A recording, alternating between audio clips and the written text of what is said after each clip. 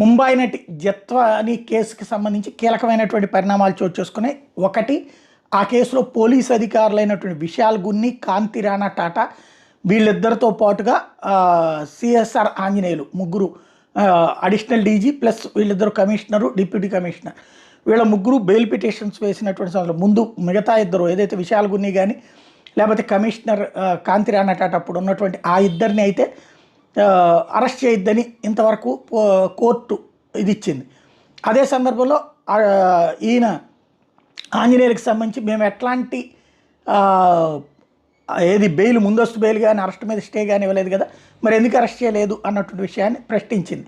Number 1. Number 2 వచ్చేటప్పటికి ఈ మొత్తం కేసు మీద తీర్పు వచ్చే నెల 7వ తారీఖు వాయిదా వేసింది.